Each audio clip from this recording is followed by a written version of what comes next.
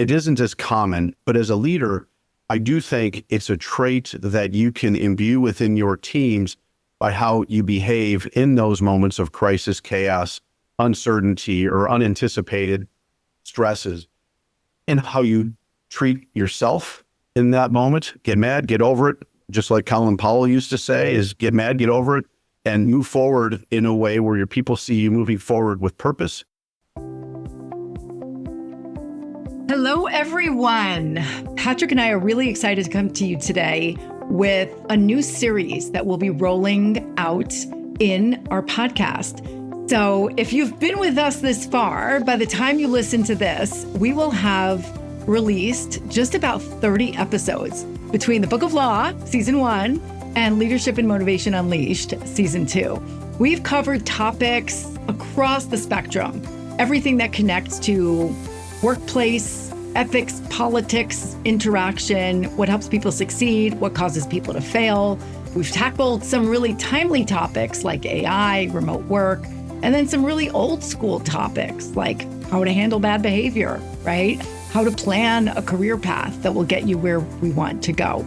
You've heard our hot takes on all of these. In many cases, Patrick and I agree with each other. In some cases, we disagree with each other. And we've also had such different experiences that we may have been in similar situations, but came out of it with very different takes or different perspectives because of our personalities, because of the roles that we held, and also the types of environments and the types of perspectives that we came to those with. And we hope you've enjoyed it.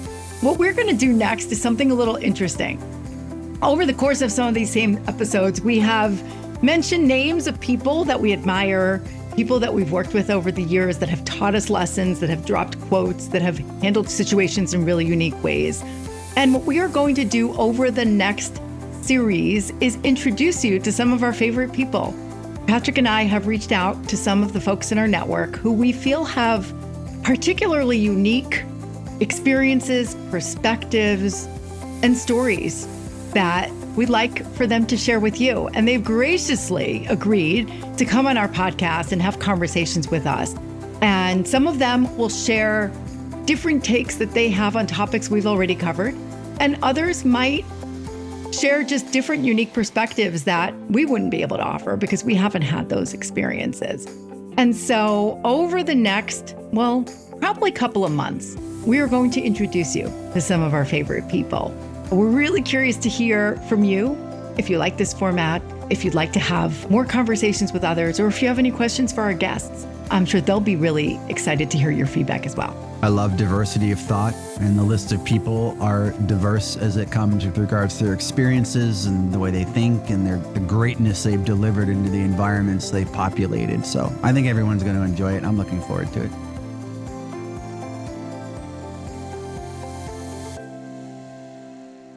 Hello, everybody. Welcome to this week's podcast. I'm in Dallas-Fort Worth today. Rachel's outside of the Big Apple, and we're joined by the very famous Mike Ott, who I met at US Bank Corp. We worked together for over a decade, I think. Yeah. And Mike was one of my mentors. He was one of the guys that tried to keep me calm as I was aging through promotions at the bank and inheriting more responsibility. And he is a gift. And I think you'll hear that as we walk him through the podcast today. I'm going to do a high-level overview of Mike. I won't do it justice. I'll kick it over to Mike, and then Mike's going to fill in some of the gaps, and then we'll get into the question and answers. So Mike has a long history in corporate America and serving our country. He has spent time, I think almost 10 years, Mike, or a little over at Piper Jaffray. That's right. A little over 10 years at US Bank Corp. He ran the wealth management group as the president for a while when I was there. Mm-hmm. He's a senior advisor and a special government employee focused around cyber and probably things he can't talk about. He is a colonel in the Air Force. One of my favorite memories of Mike, which I just loved, was serving on the Proud to Serve group at US Bank. Another guy, Eric Kidd, and I helped run that thing for a minute or two. And Mike was our... Eric were key founders with me. Come on, Patrick. I'm trying to play it low. No. Trying to play it low a little bit. But Mike was our senior officer in the organization that tried to keep us in line. But Eric and I did our best to stretch some rules there to help those who served. But we were, as a real gift, we were invited to witness the Freedom Award being presented to US Bank, which is a very prestigious thing. Like, I want to say 2 or 3 organizations a year based on revenue size received this from the Department of Defense. Mike was a huge advocate of that to get Mike in there. The CEO at the time, Richard Davis, who I still believe is the world's greatest CEO of a financial institution, invited Mike and I and Eric to go and several others. And we had a great time up there. It was absolutely amazing being the recipient of that. And actually, I'm drinking coffee out of my US Bank Proud to Serve mug today, Mike, if you remember that thing. Love it, man. Another thing I didn't ask permission for and spent thousands of dollars that Mike had to talk off the ledge, the finance people at the bank. What's this guy spending all that money for? Exactly. But now he's the CEO of MOBÄ. The initials are interesting. Mike Ott brings excellence is what he told me earlier, which I love that. But that is not what it stands for. He'll tell you all of that in a minute. Yeah. But I am going to reuse that. So, Mike, I'm going to hand it to you. Sure. And again, thank you for being here today. So, Mike, why don't you fill in some gap and tell them what you do, and then we'll get into it. Right on, Patrick. Thanks a ton, and appreciate you and Rachel and the organization that you're a part of. Checkall has so many similarities with who we are in the phase of our maturation, our overnight successiveness. I made that adjective up, but overnight successiveness in that it's taken a lot of years to get where we are. And I think if there's anything I can touch on, it is that leadership matters. And that'll be a constant thread throughout our discussions. It is something that I saw in Patrick years ago when we were compatriots at US Bank, and is clearly evident when I understand more of Rachel's background and how diverse it's been over a variety of different industries. But Patrick, to pick up where you left off, gosh, you nailed it. I don't think I'm terribly good at any one thing. I think if I bring anything, it's been range and curiosity, and have always sought to just try to understand, appreciate the context of the moment, the situation, the people within it, and then strive to move people without authority to get stuff done. And that stuff done can be connected to military, it can be connected to advisory work, it can be connected into leadership roles, much like those that you and Rachel possess at Checkall. My background, Patrick, pretty close. He knows me really well. I started out graduating from the Air Force Academy as an engineering kind of guy. Love the math, love the analytics, don't like the boredom that comes with that. And got out of the Air Force after about 7 years. I did a lot of work overseas in a variety of different countries representing joint forces to deploy interesting and novel technologies in command posts around the world so that we could communicate more effectively. Love that. But was exposed to Wall Street financial services. The Air Force had paid for my MBA, and it was there that I'm like, this is something I think I might like to do. And after I separated from the Air Force, ultimately found my way into investment banking at a Dutch firm called ABN AMRO that was in Chicago. I'm a Chicago native. My dad was a Chicago cop, and I'm a product of the awesome Chicago public high schools, and figured it out. So I started and embarked on a Wall Street journey, and that pulled me ultimately up to Minneapolis, where I reside today for the past 26 years. And worked at Piper Jaffray, now called Piper Sandler. That was subsumed within US Bank at the time. And that's how I found myself moving from the trading desk and research to investment management and wealth management at US Bank. And like Patrick, we both had successive, frequent, and rapid promotions within the organization into a variety of different business lines, well ahead of our peers. And what is it that allowed that to happen? We're very different people, but we share a lot of the same characteristics. And some of those, I'm certain, emanate from having been military members, but also perhaps just good people with sound values. But I've always tried to harness the components that I see in military men and women and bringing that to the fore within any organization that I'm a part of.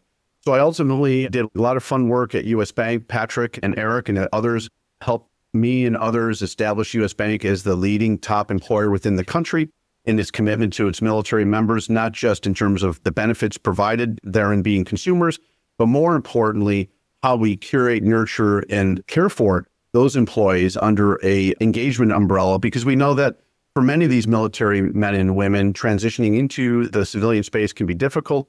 We did a great job, and Patrick was a key member in many of those onboarding programs.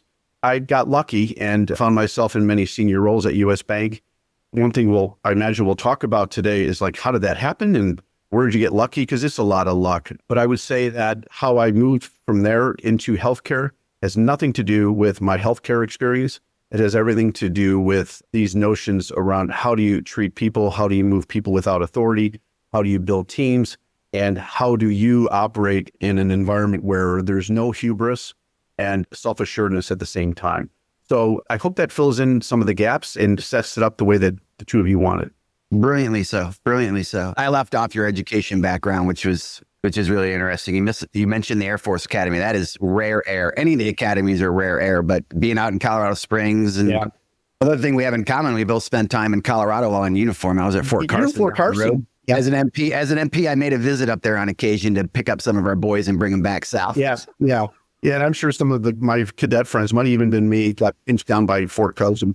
I would remember you, sir. Yeah. You're one of the ones we picked up. But Wharton, Boston College, now, were both of those picked up by the Air Force? Or you just Wharton paid for my graduate studies there, which was great. Air War College, a graduate degree there with the Air Force in strategic military studies. And guys, I don't think my GPA has been high in anything I've ever done, but I'll tell you what, I learn a lot. I take it all in and very curious. You get through it. I love it. So first question, Mike, is around ambiguity. Now, there's ambiguity in calm moments. There's ambiguity in tense situation, or there's real chaotic tension in an operating environment. And you can pick which one. You want to pick financial services. You want to pick your time in uniform, both in the reserve, guard, active, as a full bird colonel. You pick it, but I'd like the audience to hear how you navigate ambiguity in chaos or tension in environments, since we love pulling the thread on culture where people still feel engaged, and I hate using the word safe, but feel a safe space as they're operating through really complex and difficult situations. Can you spend some time talking about your lessons learned on that? Yeah, sure. I think it's difficult. It takes time for someone to get comfortable with ambiguity. And I don't know the components necessary, whether it's the environment that you're in or in a characteristics or experiences that drive a level of comfort. For me, I'm lucky in that I just love ambiguity. I love lack of full information. I love to some of the comments you made before we went live, is things laying around the shop room floor that haven't been utilized, exploited, harnessed, or otherwise integrated to drive something that collectively is bigger than anybody thought could happen. So I happen to thrive with ambiguity, and I run to it. And why is that? I'm not quite sure, but I will say that it isn't as common. But as a leader, I do think it's a trait that you can imbue within your teams by how you behave in those moments of crisis, chaos, uncertainty, or unanticipated stresses, and how you treat yourself in that moment. Get mad, get over it. Just like Colin Powell used to say, is get mad, get over it, and move forward in a way where your people see you moving forward with purpose, confidence, having accepted the issue, the moment, or the concern, right? And said, all right, here's where we find ourselves, bring people together. I think the ability to do that and how you use that as a currency at the onset requires a certain level of self-assuredness, humility, and willingness to acknowledge in front of the whole team, I don't have it all figured out. I don't know. I'm not an expert in this. But let me tell you about the team that we've assembled that is here to serve you. We serve you as your employees, serve our clients, serve our insured members, and our investors. That this collection of individuals, each in possession of certain range and key functional expertise, have overlapping and interlocking relational strength that makes us insurmountable. You just can't get through this team. But you've got to reduce fear. You've got to take out toxicity. You've got to take out this despotism that can also often be found within organizations. And a Rachel or a Patrick or other leaders at CheckAlt, in my view, knowing what I know about your firm, are not going to be successful if you rely on an org chart to get things done. All right.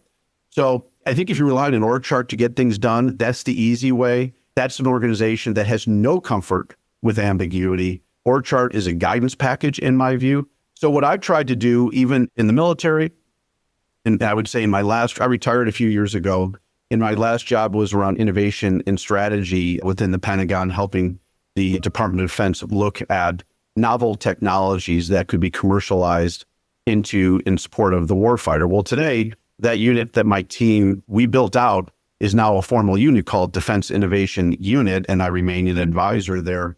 And I would say that there were contentious discussions within the Pentagon, within the Chief Technology Officer's office to whom we were serving, and supporting, where we recommended to active duty military people some ideas that were just completely foreign, right? Hey, we've got to go, we as an organization have got to extend an olive branch into Silicon Valley. We have got to go find ways to reach out into the marketplace across these different domains. Patrick, you had mentioned cyber, autonomy, AI, human systems, life sciences, space. We've got to find ways to harness, and the way to do that is with a bit of an olive branch, seek understanding, but communicate. And the active duty forces just don't have this commercial experience. And we were boundary spanners because we were reserve guys and gals that wore the uniform, understood the military protocols, we understand the hierarchy, we understand how to organize and how to move things. But the bulk of our experience came in the active dutiness of the world that we had in running different businesses. And it takes an awful lot of time. Think of the intransigence that exists within the Pentagon, right? It takes time. It has taken a decade for us to move that. So ambiguity, persistence, meet people where they are, and humility coupled with a fair amount of self-assuredness are things that have helped us, and me and the teams that I'm in, move through ambiguous environments. That's platinum, man. And these are the types of discussions that don't occur organically or naturally in a lot of orgs. Everyone's hammer on anvil, hammer and anvil. When there's a lot of nuance to interhuman relations, whether it's client base, vendors, partners, employees, associates, bosses, peers, it's intense. And I don't think it gets the air it deserves, the fresh air it deserves. And you just, as usual, summed it up so nicely. So thank you for that response. Yeah, you bet. I think how we carry ourselves, what is it? Character, it is how you behave, how you live, the values that you render through your day-to-day life, and reputation is the residue you left behind in doing so. And I think both of you have very strong reputations, but in these moments of working with different people, different backgrounds, if you can create an environment where yes is yes, no is no, there aren't factions, there's one faction, okay? And there's one team, and it is less around what you say, it's a lot around what you do, but it's a lot around what you do when chips are down that matter. And face it, you're a 7-year startup success, we're a 9-year startup success. We've had, and there are daily moments where the chips are down. It's just 3 steps forward, 3 steps back. Sometimes there's 2 back. But how you react in that moment, authentic to the person that you brought to the fore on a day-to-day basis, matters. If your team sees somebody that is erratic, dysfunctional, anger, and just unpredictable when times are tough versus when times are good, they don't know what to expect. All right. They don't know what to expect. And they're always going to felt like they were snuck up upon. You're going to, one way or the other, instill a sense of fear in this organization. You're never going to get the real time of day. Everybody's going to bring you the good news. I want bad news guys. I want bad news guys and gals that tell me like, hey, look, this is the deal. And this is how we're getting. But how you react to that? Look, my team knows I have 0 patience. All right. I will never count to 10. I can get to 5, right? But they know that. But I will tell you that, and I sat down with our mutual boss at a period of time, the late, great Terry Dolan, the former CFO of US Bank, right? And I remember one time he was giving my review, and he's like, hey, okay, here, this is working out. And I said, Terry, you know what? Well, you got to ask me, what am I going to work on? I got to get better. And there's a lot of areas. He's like, yeah, what are you going to work on? We got to figure something out there. And I said, well, you know me, I'm not patient, but I said, here's what I promised to do, Terry, is I'm going to work on appearing patient. Okay. All right. That is going to be my goal. So a year from now, when you're looking at like, where did he improve? I said, I'm going to work on appearing patient. I'm not going to be any less or more patient than I am today. And so, but my teams know that. And we had some news that was like, yeah, that's really not what we expected. We delivered for this client and now we're having a difficulty retaining. And my team looked at me and I said, folks, these are the facts. There are things that we cannot control, all right? We cannot control dysfunction and dynamics. We can strive to understand as best we can from the counterparty perspective, but we've got other clients that we need to take care of. I want us to obsess sufficiently around this moment, remedy as best we can, but let's not take the eye off the ball or other dozen clients that matter just as much, right? So how you behave in those moments matters, and it allows this talk of, hey, we have an open door policy. That's such bullshit. That there are some folks that say that, but the moment somebody goes through the threshold of the door, like, oh, I'm sorry, I'm busy right now. Like, your people need to see you say, I'll be right there. I'm wrapping up a call. I know we don't have anything scheduled, but I want to meet with you. They need to feel that. That allows an organization to get to the very front end of the question you posed to me, is live through ambiguity and help teams understand it could be a gift and it could be something that with the right mindset, you can harness and do really cool stuff together. We pick our topics based on what we imagine is on the minds of many, but we are not mind readers. So please use our form, which we'll link for you in the show notes, to suggest additional topics we should consider, request to be a guest on our show, or give us constructive criticism, which will make our podcast more valuable for many. Thank you so much. We appreciate you. There was so much gold there. We always like to distill what our guests say and what we say into very clear, practical, tactical takeaways for our audience. And two things that I picked up from what you just said, more than two things, but two that I'll mention is transparency is grounding. Sure. It's steadying and it's stabilizing, especially when things are ambiguous and scary. And the other part is one of the scariest things about ambiguity is when there's too much abstractness. So when you don't bring things down into reality and clarify into real world, which is sometimes what our government gets challenged with, and you can't ever get to that next step, because if you're living in the abstract and things stay fuzzy and fluffy, then you'll never get to any sort of resolution.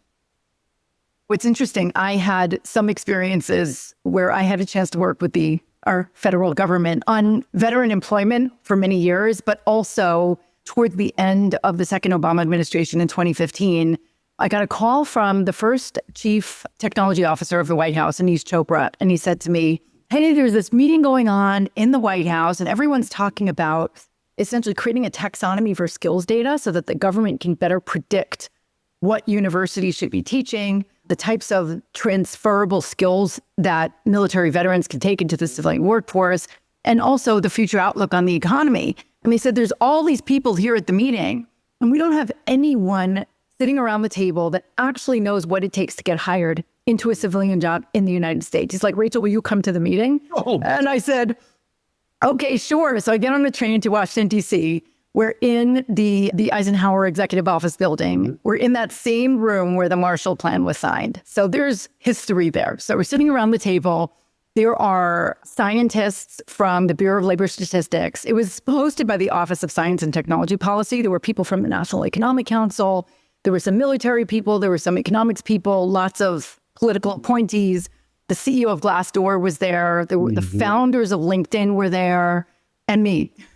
So Patrick knows this about me. I'm just me wherever I go, and it doesn't matter if you're a 4-star general or a CEO of a Fortune 3 company. I'm just going to say what I think.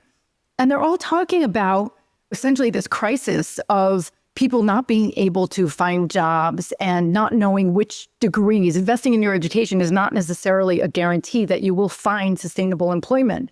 And how do we guide this next generation on securing knowing what the right skills are to be able to plan for careers in the future, whether you're a civilian or whether you're former military? And they're all going and they're in the abstract, and they're talking about all these lofty concepts. And I just chimed in and I said, well, you guys are starting from the wrong place. Have you ever asked every company to tell you what's in their job description graveyard? Do you know what that future outlook is? Nobody knows. And it was just such a simple, basic question. And all these like senior military White House people are sitting back and they're like, oh my gosh, I never thought of that. So I think when you keep conversations in the abstract, even if they feel more lofty and important, and it gives people a chance to puff up their chests and get funding for all kinds of fancy projects. If you're not bringing it to reality and you're not asking basic questions, people will always feel fluffy and fuzzy. So I really believe that if you can take the abstractness out of ambiguity, you can get to results much more quickly.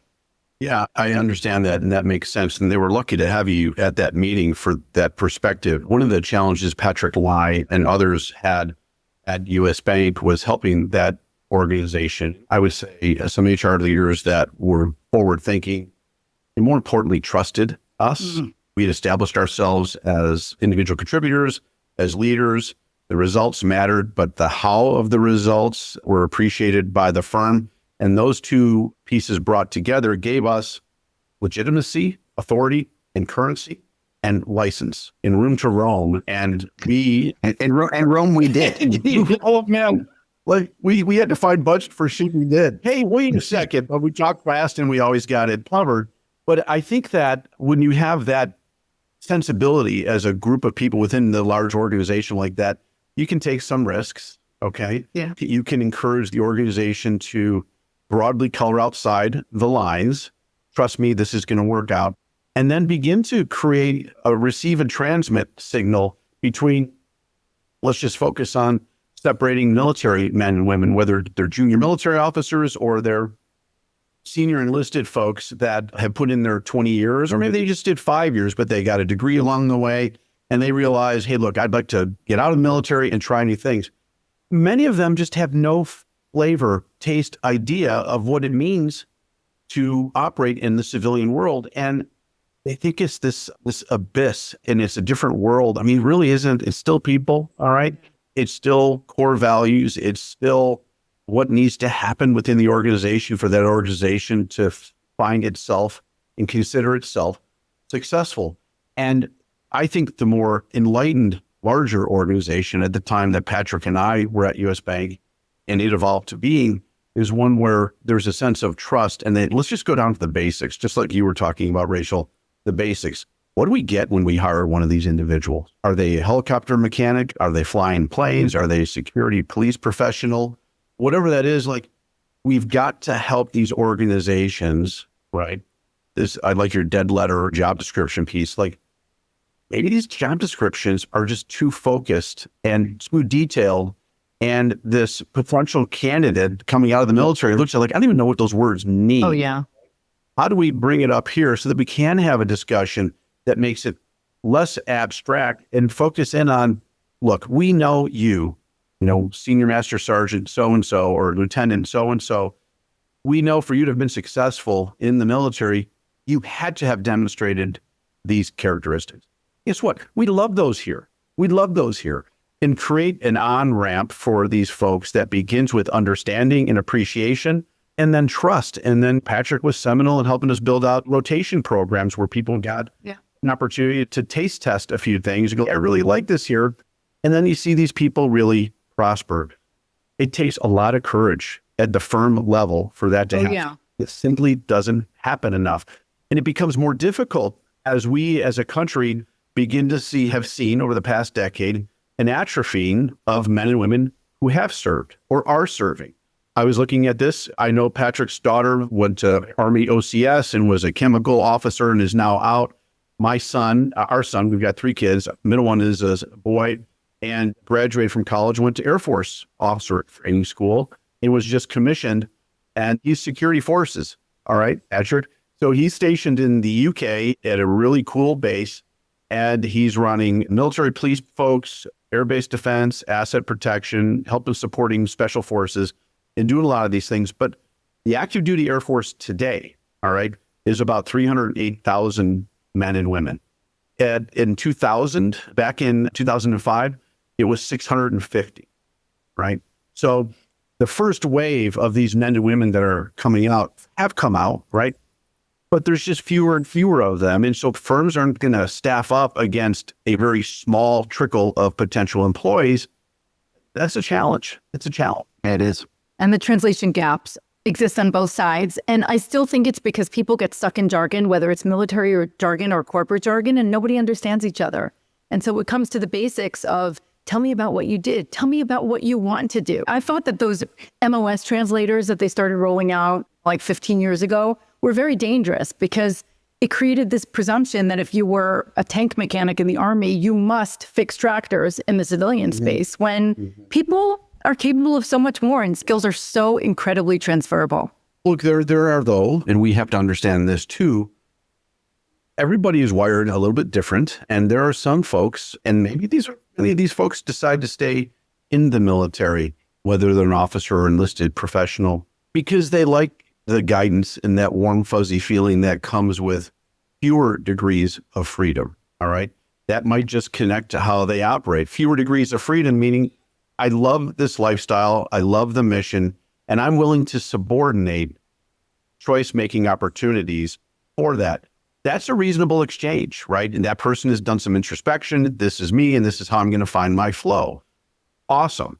For that individual that hasn't either one concluded or doesn't recognize that's who they are, and they're concluding something to the contrary, that's difficult, right? Hey, look, I know I'm not going to turn a wrench forever. I'm not sure how to translate this into that. Many folks, and I think that's the beauty of perhaps why the GI Bill was created after World War II, is we got to help these men and women. So here you go. I think that's something that we as a country should encourage yet even more. If you serve, take advantage of the GI Bill. Yes. And GI Bill is not only for classical 4-year degrees. You can Right. do all kinds of certification programs. I know For sure. Syracuse University's Institute for Veterans and Military Families has some great project management certifications and different coding certifications that are really useful. So question for you, Mike. Thank you for sharing with us your career journey. You've accomplished so much and collected all kinds of unique experiences through military, through academia, through corporate America, and now in a smaller environment. One of the questions Patrick and I get a ton from people in our networks and even through this podcast is, how do I know what my next move is? So if I'm leaving the military space and looking to enter the civilian space, or if I'm not sure if I'm a big company or a small company person. And sometimes these choices happen early in people's careers.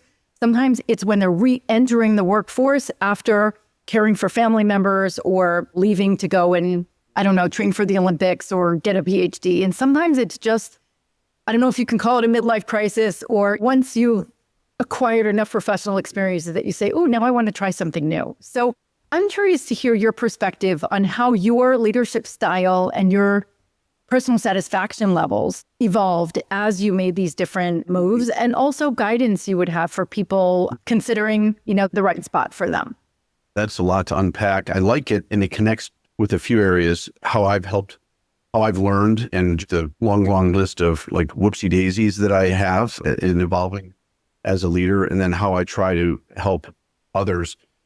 I'll start with mentoring, and then I'll talk a little bit about aim points, and then I'll talk a little bit around being a good co-pilot. All right.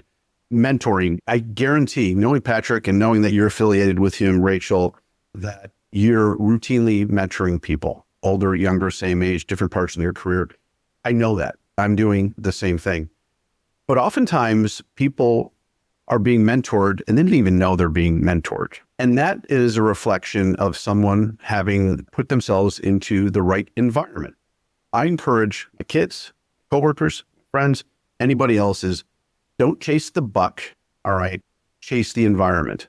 Find the right environment where you think your flow is going to move things so that you can drive results that are aligned with your character and the organization. And in these environments, if you put yourself in the right environment, there are going to be people that are looking out for you. You don't even know it. All right. So not every mentor relationship is this formal assignment. And I would say one of the things I didn't appreciate, and this was as a cadet at the Air Force Academy, how I get in, I don't know, but I got in and wound up graduating. I didn't know what mentoring meant. And I had a couple instances where I had some success in some endeavor and was asked to be considered, I was asked to consider, hey, do you want to do more of that? Or do you want to take that and move on to something else? I didn't know that I was being mentored, right? I had no idea. And this gets to aim points is if you're in the right environment, and I mean that by it's trusted, you can be authentic, and generally the people with whom you work are those that you respect. And somebody taps you on the shoulder, freaking go, right? Don't even ask questions, right? Just go. If a Patrick Law comes up to you and you're working at a bank and you're in this job and have you ever thought about doing this? You just had a mentoring moment for somebody that gives a shit about you and do what he says. All right. It took me twice. And it was the third time I'm like, hey, wait a second, right? I see how this works. And after that, and first time was, I was asked to be a glider instructor at the Air Force Academy and I was flying gliders. And that's a really big deal. I'm like, no, I don't want to do that. I want to go out and get drunk on the weekends. Me? I'm not going to get anywhere. Who's going to go out with me anyways? I shouldn't have booked it. What was I thinking about? I said no. And that was like being the quarterback on the football team. What an idiot. The guy that tapped me on the shoulder was an upperclassman that saw all these things in me. And then there was another instance like that. And it wasn't until I was a young second lieutenant. I'm like, yeah, okay, this is how it works. So think about the environment you're in. Trust that not every mentor is going to be designated as a mentor. Then I roll that into aim points and I think about, well, gosh, how do you move forward? And how do you know what's right and what's next? I've used this with my children and I've used it with my teams. I'm like, look, but for that rare individual that knows she or he want to be a brain surgeon and they're very dedicated and focused, like not everybody knows what they want to do. So how about this? Just move up and to the right. Every quad chart you've ever seen, where do you want to be? Up and to the right. So I'm like, don't worry about what aim points, all right, that with what coordinates are in that up and to the right quadrant, but just think about a couple of the key axes. Where are my strengths and my flow? And is it the right environment for me? And just do that. Take some risks, know that everything is going to move you up and to the right, and you'll find yourselves 1, 3, 5, 10 years down the road, somewhere in a more refined area of those, but just move up and to the right. And again, against the axis of flow, strengths, and then just environment. So those, I think about the mentoring piece, I think about alignment and aim points. And then when do you make the change? Like when is either the path that you're on exhausting, right? Or has been exhausted? And the loyalty with the firm and all those things, it's a dynamic currency. It requires goodwill transmission between the individual, the organization, all those pieces. I lament organizations that get angry when somebody leaves and it's voluntary. They're like, hey, I'm going to go do something different. I've seen leaders react in ways that I thought are like, wow, that's really a bad reaction. Here you are beating somebody up as if, they don't have a choice in all of this. We don't know that person's dynamics and we're all here voluntarily. So wish people the best. If it's somebody that you cultivated and you wanted to see grow, all right, things change, dynamics change, opportunities change, relationships change, all of that. Accept that. But in the aggregate, help people move up into the right. But when do you leave? Why did I leave US Bank? I didn't think I'd leave there. And I really enjoyed the team, the camaraderie, and all those pieces. But I knew where I was in my quad chart. Yep, it's up and to the right. I like that. I knew the environments that I like to operate in. I understood the nature of people and teams that I wanted to move with and through to get things done. But I had sat down with the firm 2 years before my departure and said, look, I really like it here. I want to do more. I can do more. Give me the shittiest business we have in the bank and I'll fix it. Whatever it is, right? Put me to the test. I love being in the crosshairs. All right. I love it. I love that ambiguity. And I got a little pat on the head and said, oh, we appreciate that. Not a lot of courage. You're going places, but you got to wait till this guy retires and you can get that job as a vice chair. And I'm like, it's not really working for me. I waited 2 years. I got a call from United Health Group, right? So I didn't go right to MOBÄ. I went to United Health Group for 2 years from the CEO and the CFO, who I have known for years just in the marketplace and have done different projects. And they said, look, we know you don't know shit about healthcare, but we're just looking for good leadership. Can we hire you as an executive leadership team member and we'll just come in without a portfolio and we'll figure it out? I'm like, yeah, that sounds great. Ambiguity. As I left US Bank, I sat down with the now CEO of the firm. And I remember her saying to me, oh, I can't believe you left, right? You're the soul of the bank, you're all these things. What did we do wrong? And I said, I wasn't asking for more money. That'll come. But I knew my flow and it wasn't going to sit tight. Again, I can count to 5. So there's no formula, but you have to trust your instinct, timing, and opportunities that are presented to you. And be okay with not getting it right. Total. I have, for transparency, and you've mentioned Checkout a few times, Mike. This is Rachel and I's podcast. Like, we just happened to work at Checkout. We hit it off. She and I spend numerous, copious hours talking about leadership and motivating teams and what are we going to do next? We are as close as you get to trying to run a place together. So put that over here for a minute. It's all right. No, it's fine that you said that. I'm just making sure that what you hear next and why, right? So I have struggled with change. You helped me through some change, like internal change at the bank. I remember sitting at that club in Minneapolis one morning over coffee, and you really changed the direction of my attitude about what you just described you were experiencing. Because I wanted to do more, and I kept asking, I can do more. But they didn't want to take the chance because do you remember what I was known as? Remember, it's been probably 10 years since we've had that breakfast, but I was known as the ATM guy inside the bank. Yeah. That's so. And you and Dominic Ventura, who's still there as the chief innovation officer, You and Von Gillern and Dominic are the reasons I made SVP, if you remember. Like, you guys had to sign all kinds of paperwork, and this guy can do it, blah, blah. But I kept asking my chain of command, look, I can do more. I'm not an ATM guy. We do debit cards. I was running the bank's leadership program for us. It wasn't HR, if you remember. That leadership council thing I ran for 10 months of the year every year. We were rotating through VPs and SVPs, getting them ready for banking school at UW. I was like, I can do more. I don't mean I need more with HR. Yeah, I said the same thing. Give me the shittiest business you got and I'll figure it out. I don't need to know everything about banking. And what did they do? They sent me to banking school. You need to know more math. You need to understand how a bank runs. I'm like, I don't think it matters if I work at a tractor supply company. Like, leadership and culture are leadership and culture, whether you're making tires or you're moving money or you're engaging this or that or the other. And so one of the reasons I left Fiserv, because US Bank sold Elan to Fiserv, and I left in December of 18, which, by the way, was the 10-year anniversary of Proud to Serve, and they let me come back, even though I was a Fiserv employee, to celebrate that. 5 years into Fiserv, I'm like, this isn't my jam. Laying off people, doing more with less, even though I spent a career doing more with less, and it taught me a lot, and I'm not down on it. I'm like, I can do more.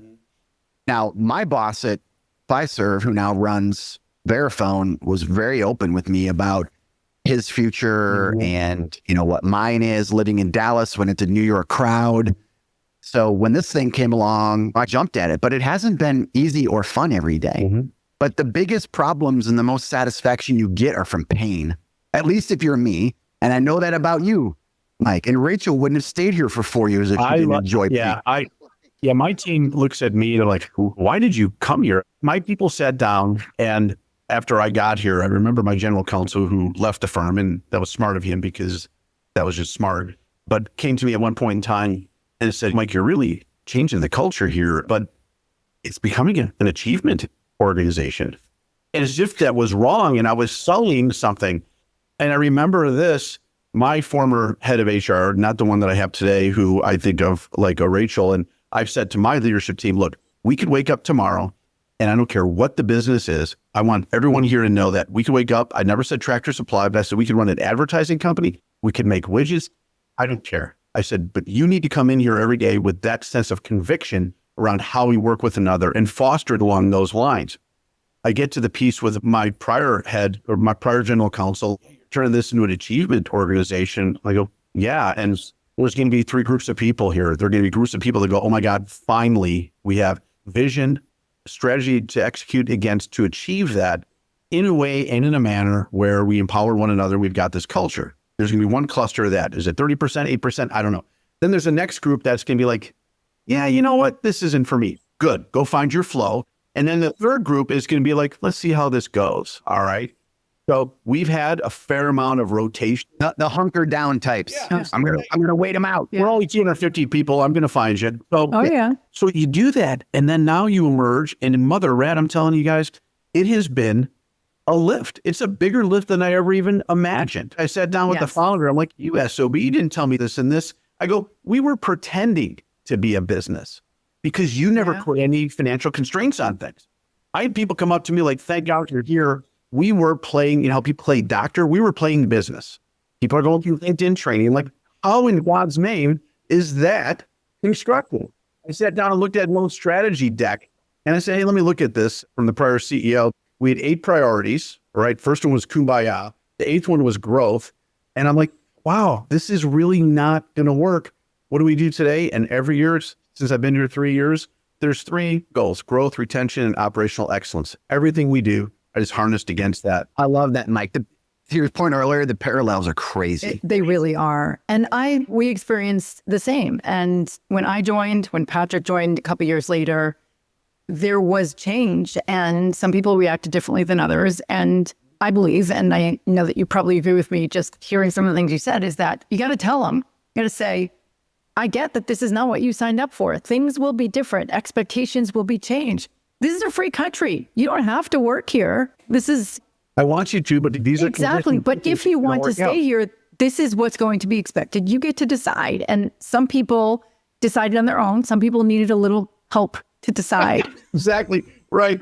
And like nobody enjoys that. But if you tell them, if you just hide the fact that things are different, all of a sudden people start feeling like, ooh, something's up, or this is not the same, then that's where it gets a little sneaky, and that's where it's not healthy. But if you call it out and you're like, hey, this is a different world, you get to decide.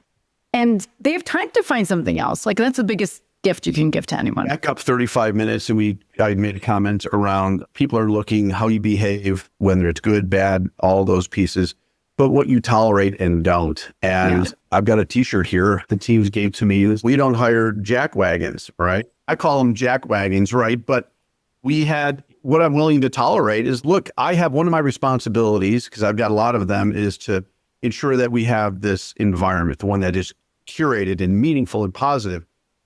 That also includes that I'm going to be the number one enforcer of bullshit. And if someone's a jackass, they're not going to work here. I don't care how much revenue they bring in. I don't care what their role is. 2 years ago, we had a lightning bright data scientist that could light the world. His brain was bigger than Dallas. And he lied, and I fired him that day. He cheated on a password, and we've got very high-end technology. And I called the team together, and I said, this is regretful. Integrity matters, so we're not going to put up with it. Oh, yeah. And it sends a message to everyone else, right? Somebody once told me, you can rate your company's values and your culture by the worst behavior you're willing to tolerate. There you go. That was really That's powerful. a great takeaway. You got it. Rock on. Yeah. All right, everybody. Thank you, everybody, for listening. Talk to you next time. Thanks for tuning in to Leadership and Motivation Unleashed. If you enjoyed today's episode, please leave us a rating and review. It only takes 1 minute, and it helps the show grow and reach more leaders like you in search of advice and motivation. And don't forget to subscribe so you never miss an episode. Please remember to share with your friends and family and coworkers, mentors, trusted advisors. This show is for everybody. See you next time.